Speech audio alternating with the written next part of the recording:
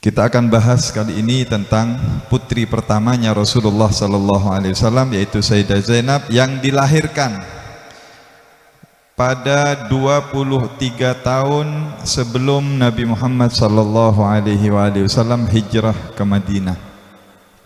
Jadi setelah baginda Rasulullah sallallahu alaihi wasallam menikah dengan Sayyidah Khadijatul Kubra alaihissalam, Rasulullah dikaruniakan putri yang pertama, Sayyidah Zainab. Sayyidah Zainab tumbuh di rumah ayahnya yang mendidik sebaik-baiknya ayah, semulia-mulianya manusia, Rasulullah sallallahu alaihi wasallam. Ibunya semulia-mulianya ibu, sebaik-baiknya pendidik, Sayyidah Khadijatul Kubra alaihissalam. Jadi kita bisa bayangkan ini, yang didik langsung, yang doakan langsung Rasulullah dan Sayyidah Khadijah, mulai dari bayi. Putri pertama Nabi Muhammad sallallahu alaihi wasallam. Ketika menginjak di umur sekitar 11 tahun, sebagian ahli sejarah mengatakan 10 tahun, sebagian mengatakan 11 tahun. Ketika umur 11 tahun sudah mulai banyak orang-orang yang melirik dan ingin meminang Sayyidah Zainab binti Rasulullah sallallahu alaihi wasallam. Anaknya waktu itu Nabi belum diangkat jadi nabi dan rasul, ya. Belum diutus. Tapi semua tahu Nabi Muhammad ini dari keluarga yang mulia, ya, dari keturunan orang-orang yang mulia. Sayyidah Khadijah dari keluarga bangsawan, orang-orang mulia. Semua mulai berebut dan melirik ingin melamar Sayyidah Zainab. Dan memang di zaman itu, hadirin, di zaman Nabi itu wanita menikah umur 10 tahun, 11 tahun itu biasa. Memang sudah budayanya, kebiasaannya seperti itu, bukan hal yang aneh, ya. Kalau zaman kita sekarang ada perempuan umur 10 tahun kawin kan heboh, bisa viral sekarang, ya kan. Memang ini zamannya sekarang, seperti zamannya Nabi tidak biasa. Ada ya Nabi Muhammad, Rasulullah umur 53 tahun menikah dengan Sayyidah Aisyah yang masih umur 9 tahun. Waktu menikah 6 tahun, tetapi waktu membangun rumah tangga umur 9 tahun. Biasa, ya. Ada kakek-kakek umur 50 kawin sama anak umur 15 tahun. Zaman itu biasa, ya. Mohon semangkin bedoreng umur seket kabin biar 50 viral. Lapor lagi ke polisi. Jadi memang zamannya beda, ya, zamannya beda. Waktu itu wanita menikah 10 tahun, 11 tahun itu biasa, ya, biasa. Ketika sudah mulai banyak yang melamar atau banyak yang melirik, salah satu, ya, seseorang pemuda yang memang mengincar, melirik dan ingin melamarnya, dan dia memang berhak untuk melamarnya, yaitu Abul As, ya, namanya Abul As bin Rabi. Abul As bin Rabi ini putranya, ayahnya namanya Rabi, ibunya namanya Halah binti Khuwailid, adiknya Sayyidah Khadijah. Berarti ponaannya Sayyidah Khadijah. Dan memang Abul As ini mulai masih kecil sudah sering ke rumahnya Sayyidah Khadijah, sudah sering main. Jadi sering kelihatan ini sama sepupunya ini, sama Zainab sudah mulai kecil, mulai bayi sering datang. Bahkan Abul As bin Rabi ini, ya, dia mitra kerja, sering bawa perdagangannya Sayyidah Khadijah kerja kepada budenya, ya, bibinya, kerja kepada bibinya Sayyidah Khadijah. Kadang-kadang kalau pulang itu bawa makanan, bawa oleh-oleh untuk anak-anak, bawa permen, ya, memang sudah dibawakan permen itu. Siti Zainab masih kecil sudah dibawakan makanan sama Abul As. Berarti cut yencer dari kene yencer. Singkat cerita, ketika sudah Sayyidah Zainab ini sudah masuk umur 10 tahun, ya, sudah mulai dewasa atau sudah mulai balighah, ya, sudah masuk balighah, sudah mulai banyak orang mau melamar. Abul As yang saat itu merupakan pemuda yang tampan dan kaya raya. Ya, Abul As saat itu sudah sukses, ya. Dia pemuda yang sukses, yang kaya raya. Akhirnya ya dia cepat ya mengungkapkan isi hatinya, melapor kepada ibunya, melapor kepada bibinya Siti Khadijah keinginannya untuk melamar Sayyidah Zainab putri Rasulullah SAW. Ya. Dengan memberanikan diri dia mengatakan, dan kata Siti Khadijah, kamu ngomong sendiri kepada suamiku Muhammad, Nabi Muhammad SAW. Dilamar sendiri. Singkat cerita kata Rasulullah, siapa yang lebih berhak dari Zainab melebihi dari engkau wahai Abul As. Singkat cerita lamarannya diterima oleh Rasulullah SAW dan menikahlah Sayyidah Zainab dengan Abil As bin Rabi. Ya. Menikah waktu itu Nabi belum diangkat jadi Nabi dan Rasul, ya. Masih belum diangkat, ya. Masih umurnya Nabi belum 40 tahun, sekitar 38, ya, sekitar itu. Di awal pernikahannya Sayyidah Zainab dengan Abil As bin Rabi ini, mereka hidup bahagia. Rumah tangganya bahagia, diliputi dengan kecintaan, dan memang Rasulullah menerima karena Rasulullah tahu Abil As ini pemuda yang orang yang baik, budi pekertinya baik, dan memang keluarga sudah tahu dari sejak kecilnya, ya. Kita itu kan kalau mau menerima lamaran orang kita harus tahu, ya.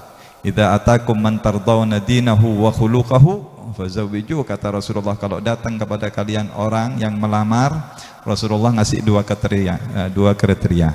Kalau ada orang melamar putrimu, kata Rasulullah, lihat pertama agamanya. Bagaimana agamanya? Abesaki orang ini, abejeng apa tak abejeng. Nomor satu itu. Jangan dilihat hartanya, jangan dilihat materinya. Ya, belum tentu itu membawa kebahagiaan. Pertama agamanya. Yang nomor dua khuluquhu, akhlaknya suruh lihat. Apakah dia orang amanah?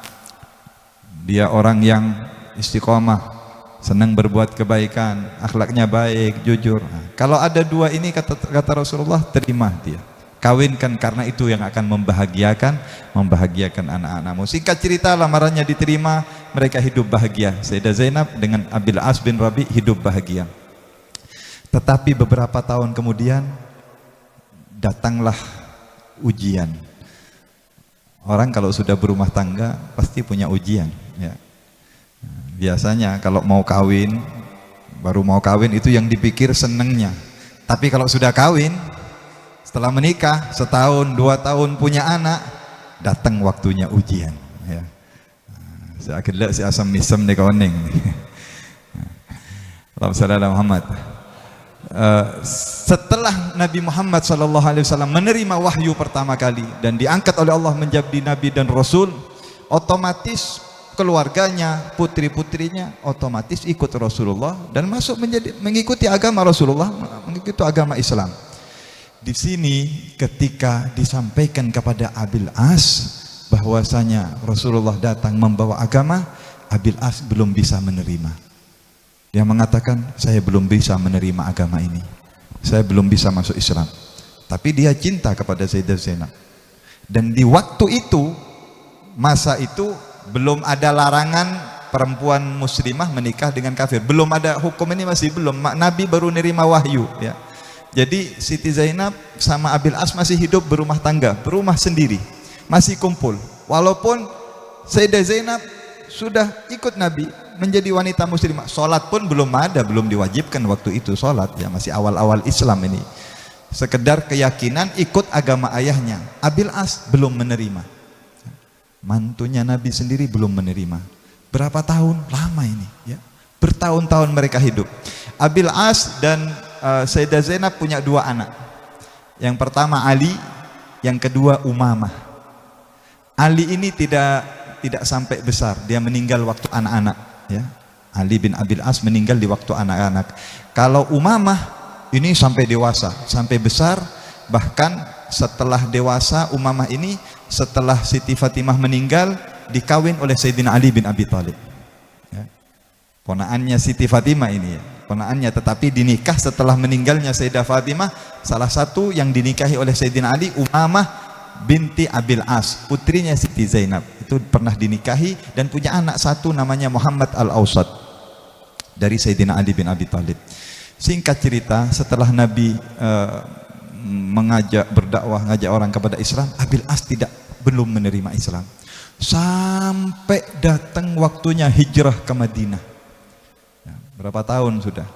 Dari mulai Nabi umur 40 tahun Nabi itu, ya, diangkat jadi Nabi dan Rasul umur 40 tahun, Nabi hijrah ke Madinah sekitar umur 53 tahun, 13 tahun Nabi dakwah di Mekah.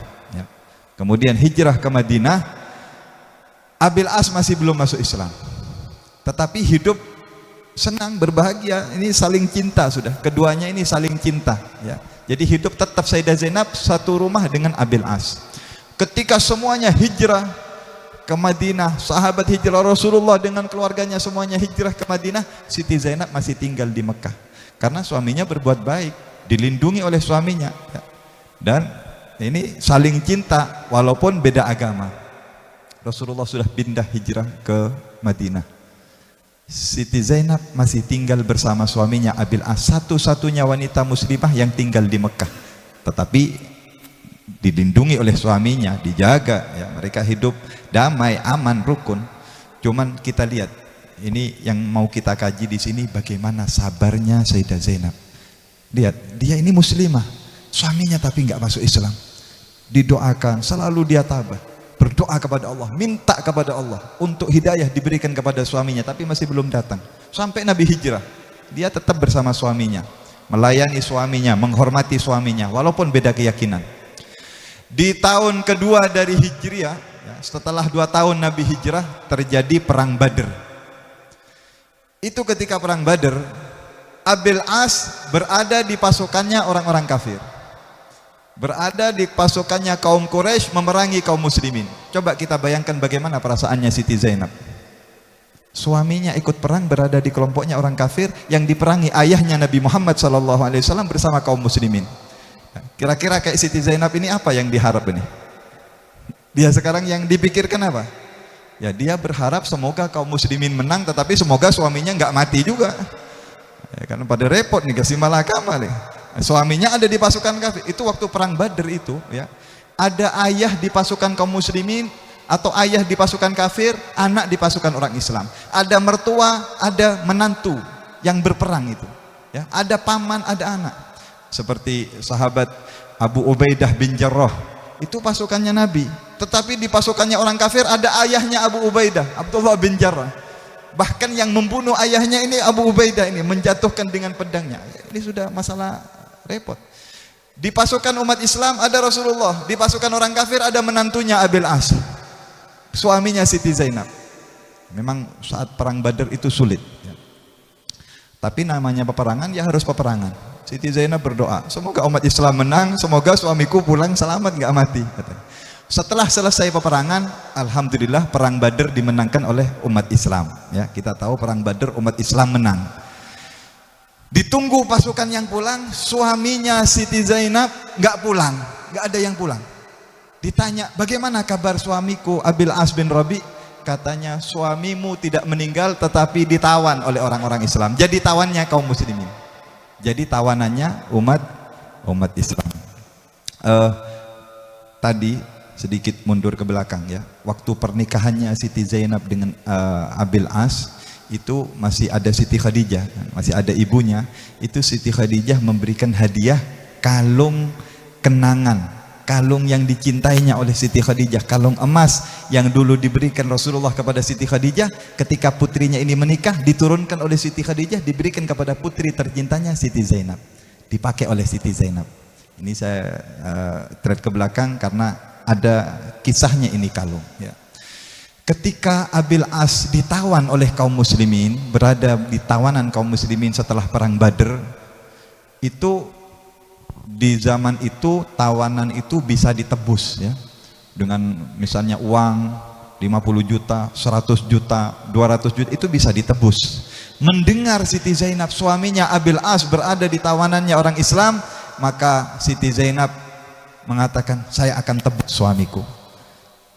Dia memerintahkan saudara daripada Abil As bin Rabi, namanya Amr bin Rabi, iparnya, untuk berangkat lagi ke Madinah membawa tebusan. Apa tebusannya? Kalungnya Siti Zainab yang didapatkan dari ibunya Siti Khadijah, dibungkus yang rapi ya. Kalau sekarang dibungkus pakai kertas kado yang rapi, nyuruh iparnya, tolong kamu berangkat ke Madinah, jadikan ini sebagai tebusan suamiku Abil As agar dibebaskan oleh pasukan kaum muslimin. Berangkat Amr bin Rabi ke Madinah untuk menebus saudaranya Abil As, yang mana tebusan ini dikirim oleh Siti Zainab, putrinya Rasulullah sallallahu alaihi wasallam. Sampai ke Madinah, sampai kepada Rasulullah, dia menemui Rasulullah di masjid, dia mengatakan, ya Rasulullah, aku datang ke sini membawa tebusan untuk Abil As bin Rabi, dan ini tebusannya. Ketika diterima oleh Nabi, ketika dibuka oleh Nabi bingkisan tadi, kemudian dilihat, Nabi teringat kepada perkawinannya dengan Sayyidah Khadijah alaihissalam. Ini kalungnya Nabi yang diberikan kepada Sayyidah Khadijah yang sudah bertahun-tahun. Saat itu Sayyidah Khadijah sudah wafat ya. Waktu Nabi di Madinah, Sayyidah Khadijah sudah wafat. Tapi Nabi tahu persis, ini kalung khusus, ini kalung spesial. Ya.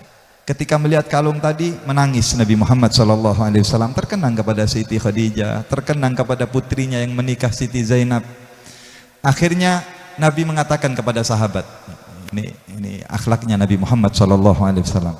Kata Rasulullah, wahai sahabat-sahabatku, kalau kalian meridhai, bebaskanlah Abil As, ini suami putriku, bebaskan dia, dan kalau kalian ikhlas, tolong tebusannya ini kembalikan lagi ya, bebaskan tanpa syarat. Kata sahabat, ya Rasulullah, engkau yang memegang ketentuan, kami semua apa? Sahabat, apa katanya Nabi? Tetapi akhlaknya Nabi masih minta izin kepada kaum muslimin. Ya Rasulullah, terserah engkau, silakan. Bahkan sahabat merasa sedih melihat Nabi itu menangis dengan kalung tersebut. Akhirnya Rasulullah panggil Abil As, dan Rasulullah berbisik kepada Abil As, wahai Abil As, kata Rasulullah, kau aku bebaskan, dan ini tebusanmu, ini kalung, dibungkus lagi oleh Nabi ya, dirapikan, ini kalung kamu bawa pulang, kamu berikan lagi kepada istrimu, kepada putriku. Lalu Nabi berbisik, wahai Abil As, tolong kembalikan putriku. Seorang muslimah gak boleh menikah dengan laki-laki yang kafir. Kau aku bebaskan, tapi aku minta syaratnya, kau kembalikan putriku, kembalikan istrimu kepadaku ya. Maka tidak ada pilihan lain, ini permintaan Nabi ya. Lihat, sebentar lagi ini akan mulai drama lagi, bagaimana kehidupannya Sayyidah Zainab akan menjalani rumah tangganya yang asalnya bahagia. Lalu kemudian ya, itu Sayyidah Zainab waktu di Mekah itu dengar dari suaminya ini sering kumpul sama orang kafir, sering kumpul di Darun Nadwah. Itu mereka tahu kalau orang-orang kafir mau mengancam Nabi, mau bunuh Nabi. Sayyidah Zainab itu dengar, tapi bagaimana perasaannya? Ini suaminya kafir, orang-orang ingin mengancam Nabi, ingin membunuh Nabi, sampai Nabi hijrah diselamatkan oleh Allah. Itu Sayyidah Zainab semua dengar kabar tadi. Nah, ketika selesai perang Badr, Abil As dibebaskan, dikembalikan kalungnya tadi, kalungnya Sayyidah Zainab oleh Rasulullah diberikan, dan Nabi bisik, kembalikan putriku. Ya, nggak boleh, kecuali kamu masuk Islam. Ya, ini menantunya Nabi ini, yang ngajak Nabi, tapi dia belum bisa menerima masih. Ya, keyakinan itu tidak gampang ya. Nggak bisa diturunkan dari ayah ke anak, itu nggak mudah. Akhirnya nggak ada pilihan lain, Abil As pulang ke Mekah, menemui Sayyidah Zainab. Sampai di Mekah bahagia Sayyidah Zainab, wah suaminya pulang selamat, alhamdulillah, ternyata suaminya pulang selamat. Tapi suaminya agak murung. Kenapa suamiku? Kamu sudah pulang, kamu sudah aku tebus, sudah nggak jadi tawanan, kamu pulang selamat. Kenapa kamu tapi masih bersedih? Kenapa wajahmu masih pucat? Zainab, kata Abil As, kita sudah tidak bisa bersama lagi. Kita harus berpisah. Kenapa? Ayahmu meminta engkau untuk kembali. Dan dikatakan tidak boleh seorang wanita muslimah menikah dengan seorang laki-laki yang selain dari muslimah. Maka perpisahan, wahai Zainab. Di sini engkau sudah bukan lagi menjadi istriku, dan ini kemauan daripada ayahmu. Aku akan mengirim beberapa orang, ya, dia mengirim saudaranya, kemudian beberapa orang menunggangi onta untuk mengantarkan Sayyidah Zainab, putri Rasulullah, kembali ke Madinah menemui Rasulullah SAW. mereka harus berpisah karena beda keyakinan. Ya. Saling mencintai, ini saling menghormati, saling mencintai luar biasa. Tetapi karena sekarang perintahnya Allah, ya, agama di atas segala-galanya, perintahnya Allah di atas segala-galanya, di atas cinta, di atas yang lain-lainnya. Karena ini perintah Rasulullah, maka kembalilah, pulanglah Sayyidah Zainab, dinaikkan onta, dikirim beberapa orang untuk mengawal. Ya.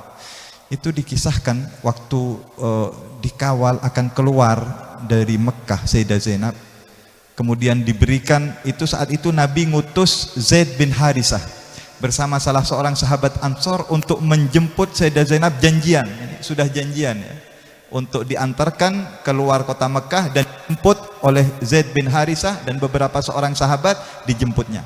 Ketika akan diantar dan akan dijemput, diberikan kepada kaum muslimin, ketahuan oleh sekelompok orang-orang kafir, diserang ini.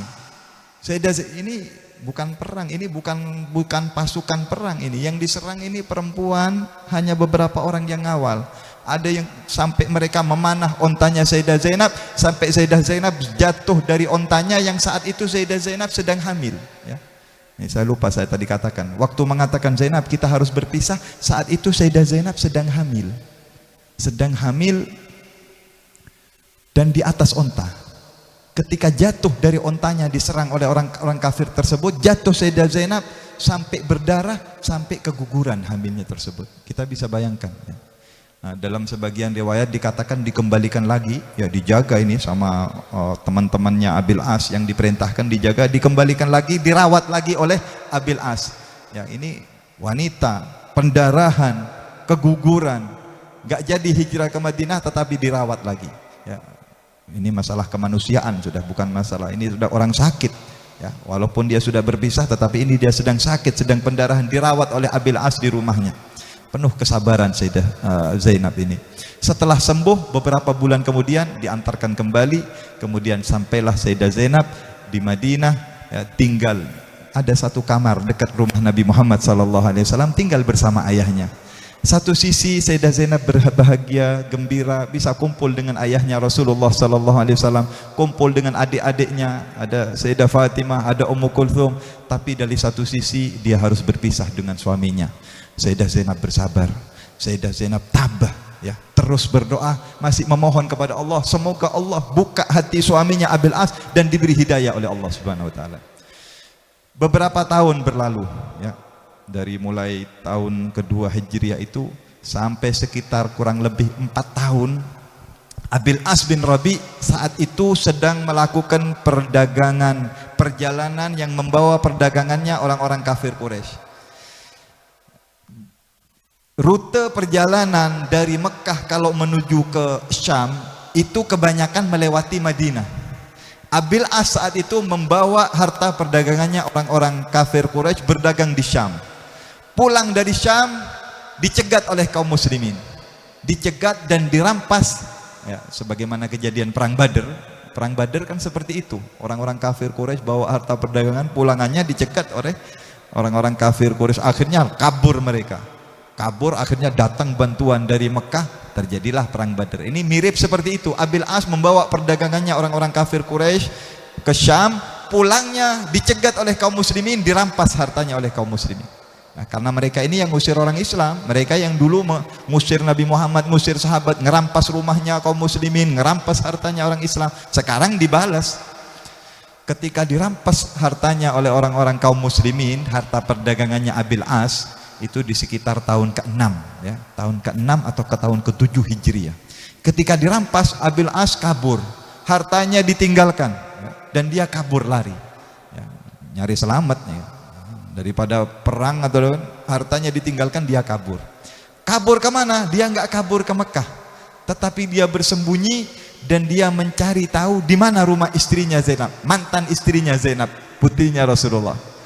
Dia cari. Malam-malam dia datang, dia temui mantan istrinya Siti Zainab, ya, putrinya Rasulullah SAW. Malam-malam dia ketok pintu, Zainab, tolong aku. Siti Zainab tahu ini suara ini nggak asing, ini suara mantan suaminya Abil As. Ketika dibuka pintu, ada apa wahai Abil As? Aku minta tolong, hartaku dirampas oleh kaum muslimin. Kau kenal aku, kita sudah hidup dahulu berumah tangga baik, kita saling berbuat baik. Aku minta tolong kepadamu, itu harta yang diambil oleh orang Islam itu bukan punya aku. Titipan dari fulan, titipan hartanya fulan, hartanya bulahab, hartanya fulan, itu titipan. Aku ingin mengembalikan harta tersebut, tapi aku butuh seorang penjamin. Akhirnya kata Sayyidah Zainab, baiklah, besok aku akan jamin. Ya. Pagi setelah subuh, Sayyidah Zainab datang ke masjid, kemudian memanggil Rasulullah SAW dan kaum muslimin, serta berteriak mengatakan, wahai kaum muslimin, ya Rasulullah, Abil As berada di dalam jaminanku. Aku yang menjamin Abil As. Dia mantan suaminya. Akhirnya Nabi menemui putrinya, ini suara nggak asing, ini suara putriku. Ditanya, ada apa wahai Zainab? Ya Rasulullah, kaum muslimin mengambil merampas hartanya Abil As, dan aku sekarang datang untuk menjadi penjaminnya Abil As. Maka Nabi pun datang kepada para sahabat dan Nabi mengatakan, wahai sahabat, ini putriku datang meminta jaminan untuk Abil As, dan aku pun menjamin orang yang dijamin oleh putriku Zainab. Ya, kalau bisa tolong kembalikan hartanya. Saat itu Nabi memerintahkan kepada sahabat untuk mengembalikan hartanya, dan dikembalikan semuanya. Bahkan Nabi mengajak Sayyidah Zainab tetap berdoa dan mengajak kepada suaminya untuk masuk Islam. Apa yang terjadi? Hartanya dikembalikan semua. Pulang Abil As membawa harta bendanya utuh. Sampai di Mekah dibagi-bagi, diberikan semuanya hartanya kepada orang yang punya hak tadi, ya. Sampai semuanya diberikan. Lalu Abil As naik kepada satu bukit dan memanggil orang-orang kafir Quraisy dan mengumumkan, hei orang kafir Quraisy, harta kalian saya semua sudah saya kembalikan.